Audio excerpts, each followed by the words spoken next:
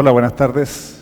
Bueno, ya me presentaron, yo soy el doctor Guillermo Fariña, soy neurólogo infantil, trabajo en el Hospital San Borja y además soy médico de la Fundación Daya. Voy a presentar un caso clínico de un niño de 5 años, que es Silvio, que se está controlando hace aproximadamente 1 año y medio en la Fundación, que tiene antecedentes de ser el tercer hermano, tiene dos hermanos más sanos que son más grandes que él. El embarazo de la mamá tuvo una diabetes gestacional, tuvo algunos problemas durante el embarazo y un parto que fue por cesárea sin ningún otro problema. Al momento del nacer se le diagnosticó una tetralogía de Fallot, que es una cardiopatía compleja. Tuvo varias cirugías para poder corregirla y en una de esas cirugías, que fue la segunda, hizo un paro cardiorrespiratorio de aproximadamente 2 minutos que se logró recuperar. Y después evoluciona con un retraso en su desarrollo, logrando la marcha recién entre el año y medio y los 2 años, las primeras palabras a los 18 meses y actualmente solo dice palabras aisladas. A los 8 meses de vida empieza con crisis convulsivas, que son crisis parciales complejas secundariamente generalizadas, que se estudia con electroencefalograma que muestra actividad epiléptica, por lo que se inicia tratamiento con fenobarbital. A los 10 meses se estudia con una resonancia magnética que mostró que tenía varias lesiones seculares secundarias al paro cardiorrespiratorio, probablemente que había tenido por las cirugías de su cardiopatía. Y a los 18 meses inicia la marcha también junto con las primeras palabras y desde los 8 meses se estuvo manejando con fenobarbital, logrando un control parcial de las crisis, no teniendo crisis todos los días, sino crisis mensuales, pero que se mantenía con crisis y con un control, o sea, no un control completo con el fenobarbital. Por lo anterior, cerca del año se agrega ácido valproico para su manejo y a los 2 años se empieza a aparecer un trastorno del sueño severo. Tenía problemas con la conciliación del sueño y además múltiples despertares nocturnos que empezaron a afectar en forma importante la vida de él y de la familia. A los 2,5 años persiste con crisis aisladas, pero además se empieza a agregar al trastorno del sueño un trastorno de conducta severo, con muy baja tolerancia a la frustración, impulsividad importante, auto y heteroagresiones, que a los 3 años ya empieza a configurarse también, empieza a configurarse como un trastorno del espectro autista y se hace el diagnóstico del autismo en base al cuadro clínico y evaluaciones psicológicas que se hicieron en ese minuto.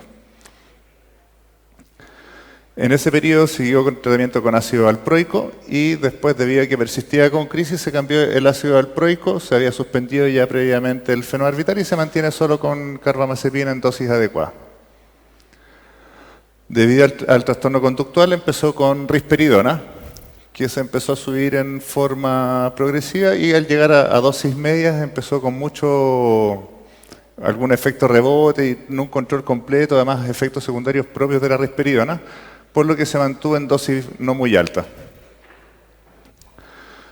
A los 4 años, ya llevaba más o menos 1 año sin crisis convulsiva, inició en ese minuto cannabis, la cepa Movidic, que es una cepa más bien equilibrada básicamente para el manejo conductual, ya que en ese minuto la epilepsia no era un problema mayor.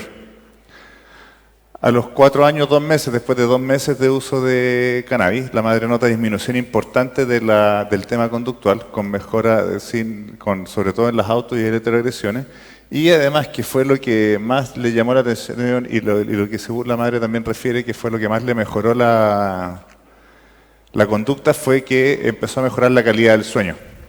Al mejorar la calidad del sueño, probablemente eso fue lo que mejoró también el tema conductual. El niño empezó a dormir bien, empezó a dormir toda la noche. Y la mamá refiere en ese minuto que había empezado a mejorar levemente su intención comunicativa y un poco el contacto visual, aunque la verdad en el lenguaje eso todavía no se traducía. A los 4 años, 10 meses, tuvo de nuevo una crisis aislada, no fue una cosa importante. La mamá cambió a Critical Mass, que es una cepa que es alta en CBD. Con eso disminuye más la impulsividad y las agresiones. Y en relación a que ya llevábamos más o menos 6, 8 meses ya en tratamiento con cannabis con mejoría importante de la conducta, empezamos a disminuir en forma progresiva la risperidona. Sí se mantuvo con la carbamazepina. y la risperidona ya se empezó a disminuir y finalmente a los 5 años ya se suspendió definitivamente la risperidona. Lo controlamos con un electroencefalograma que mostró una actividad epiléptica solo ocasional y se mantuvo solo con la carbamazepina y la cannabis para el manejo de la epilepsia y de la conducta. Finalmente lo tenemos con los diagnósticos de un retraso del desarrollo psicomotor global, una epilepsia estructural, trastorno del espectro autista y un trastorno del lenguaje secundario.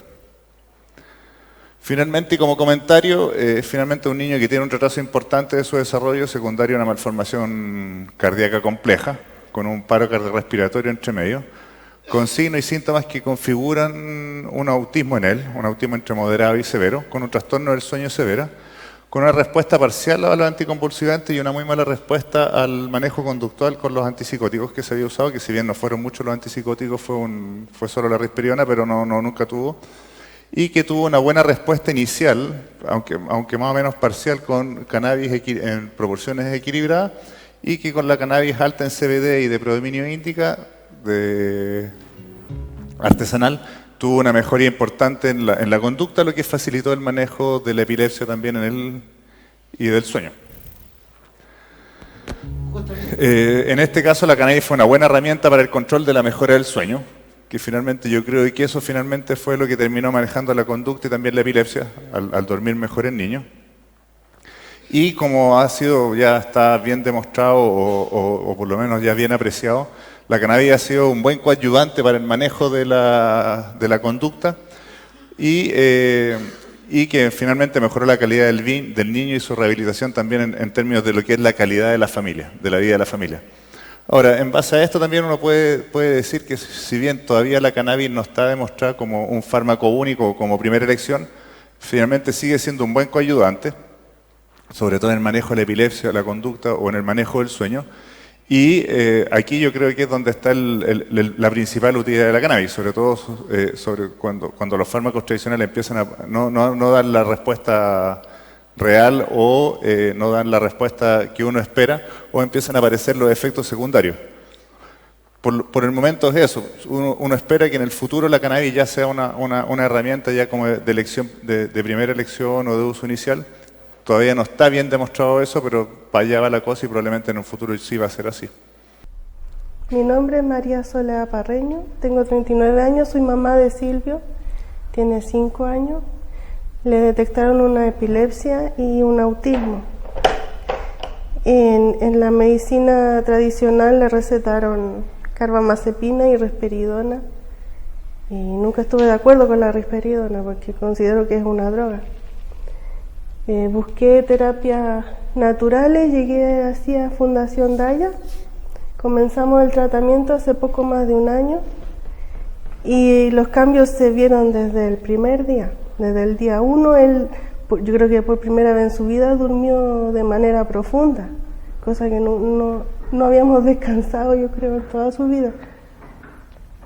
Dejó de lado el ser violento, nos dejó de pegar, dejó de pegarse a sí mismo también.